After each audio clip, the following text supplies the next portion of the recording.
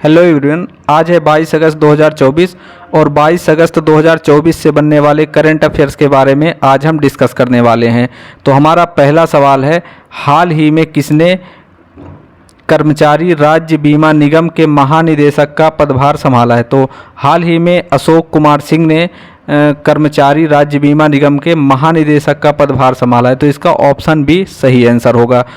अगर हम बात करें अशोक कुमार सिंह के बारे में, तो यह केरल कैडर के 1999 बैच के आईएएस अधिकारी हैं। इसके अलावा इससे पहले वह केरल सरकार के जल संसाधन विभाग में प्रधान सचिव के पद पर भी कार्य कर चुके हैं।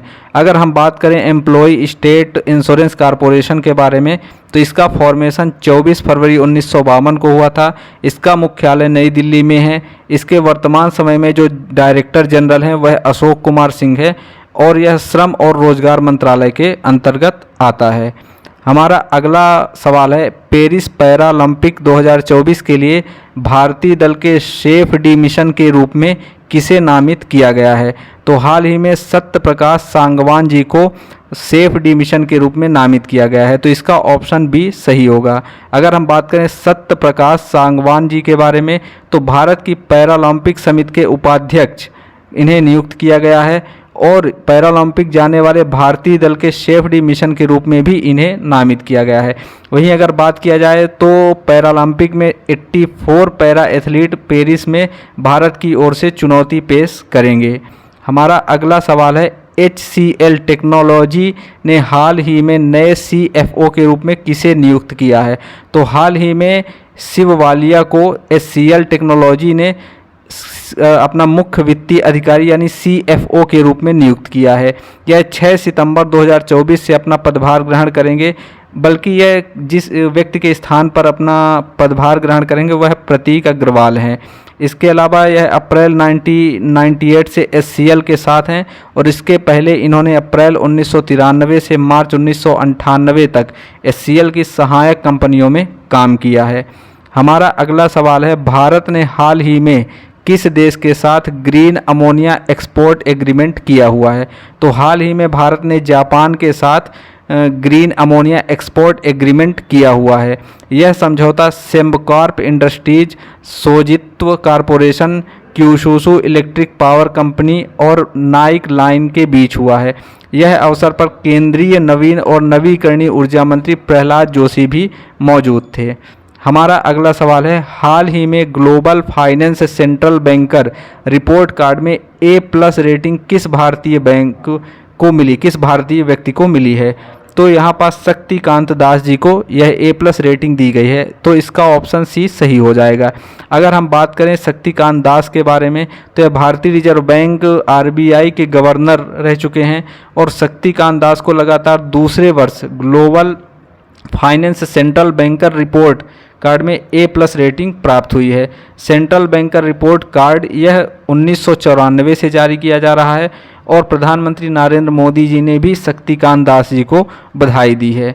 हमारा अगला सवाल है, भारतीय नौसेना ने हाल ही में इंजीनियरिंग उपकरणों के लिए किसके साथ समझौता किया है? तो हाल ही में जो हमारी नौसेना है उसने इंजीनियरिंग उपकरणों के लिए BEML लिमिटेड के साथ समझौता किया है। तो इसका ऑप्शन डी सही आंसर हो जाएगा। अगर हम बात करें BEML के बारे में, तो भारतीय नौसेना ने समुद्र में जो भी इंजीनियरिंग उपकरण लगने वाले हैं तो उसके लिए अब स्वदेशीकरण नीति को अपनाते हुए अपने ही देश के रक्षा उपकरणों को उपयोग में लाने की कोशिश कर रहा है। यह पहल महत्वपूर्ण समुद्री इंजीनियरिंग उपकरणों और प्रणालियों के लिए स्वदेशी डिजाइन, परीक्षण और उत्पाद के लिए द्विपक्षीय सहयोग के लिए माना जा रहा है। हमारा अगला सवाल है, आगामी महिला T20 विश्व कप का आयोजन बांग्लादेश की जगह अब किस देश में किया जाएगा? क्योंकि इस समय पे बांग्लादेश में काफ़ी ज़्यादा तख्ता पलट हुआ है और वहाँ की जो PM शेख हसीना थी वह देश छोड़ करके जा चुकी हैं। इसकी वजह से जो महिला T20 विश्व कप है इसे पोस्टपोन नहीं या फिर जगह का नाम चेंज कर दिया है। जो प्लेस था, वेन्यू था बांग्लादेश, उसकी जगह अब इसे UAE में कर दिया गया, यानी अब यह बांग्लादेश पे नहीं होगा। अंतर्राष्ट्रीय क्रिकेट परिषद आईसीसी ने एक बोर्ड बैठक के बाद आगामी महिला T20 विश्व कप को बांग्लादेश से यूएई में स्थानांतरित करने की तैयारी कर ली है। 10 टीमें इसमें शामिल होंगी इस महिला आईसीसी T20 वर्ल्ड कप में, और 3 अक्टूबर से यह शुरू होगा, जहां पहला मुकाबला इंग्लैंड और दक्षिण अफ्रीका के बीच होगा। इसका आयोजन दुबई और शारजाह में किया जाएगा। हमारा अगला सवाल है, हर साल सद्भावना दिवस किसकी जयंती पर मनाया जाता है? तो सद्भावना दिवस राजीव गांधी की जयंती पे मनाया जाता है, तो इसका ऑप्शन सी सही हो जाएगा। अगर बात करें राजीव गांधी जी के बारे में, तो यह हमारे देश के पूर्व प्रधानमंत्री भी रह चुके हैं, और यह 1984 से 1989 तक भारत के प्रधानमंत्री रह चुके हैं, और इन्हीं की याद में हर साल 20 अगस्त को सद्भावना दिवस के रूप में मनाया जाता है। यह दिवस एक समृद्ध, एकजुट और शांतिपूर्ण भारत के लिए उनके दृष्टिकोण को याद दिलाता रहता है। हमारा अगला सवाल है, राष्ट्रीय भूविज्ञान पुरस्कार की स्थापना किस मंत्रालय के द्वारा की गई है? तो यह खान मंत्रालय के द्वारा की गई, यानी ऑप्शन सी इस क्वेश्चन का आंसर हो जाएगा। अगर हम बात करें खान मंत्रालय और इस क्वेश्चन को डिटेलिंग के बारे में, तो राष्ट्रपति द्रौपदी मुर्मू ने हाल ही में 20 अगस्त 2024 को राष्ट्रपति भवन में सांस्कृतिक केंद्र में आयोजित एक समारोह में राष्ट्रीय भूविज्ञान पुरस्कार 2023 वितरण किया है। राष्ट्रीय भूविज्ञान पुरस्कार की स्थापना भारत सरकार के खान मंत्रालय द्वारा भूविज्ञान के विभिन्न क्षेत्रों में असाधारण उपलब्धियों और उत्कृष्ट योगदान के लिए व्यक्तियों और टीमों को सम्मानित करने के उद्देश्य से दिया जाता है। हमारा अगला सवाल है, हाल ही में कौन सा हवाई अड्डा नेट जीरो कार्बन उत्सर्जन हवाई अड्डे का दर्जा हासिल करने वाला पहला भारतीय हवाई अड्डा बन गया है? तो यह दिल्ली का इंदिरा गांधी अंतर्राष्ट्रीय हवाई अड्डा है, जो कि नेट जीरो कार्बन उत्सर्जन करने वाला बन गया, तो इसका ऑप्शन ए सही हो जाएगा। अगर हम बात करें, दिल्ली में इंदिरा गांधी अंतर्राष्ट्रीय हवाई अड्डे ने भारत का पहला नेट जीरो कार्बन उत्सर्जन करने वाला हवाई अड्डा बन गया है। हवाई अड्डे ने स्कोप 1 और स्कोप 2 उत्सर्जन में 90% कमी की है और बाकी को ऑफसेट किया हुआ है।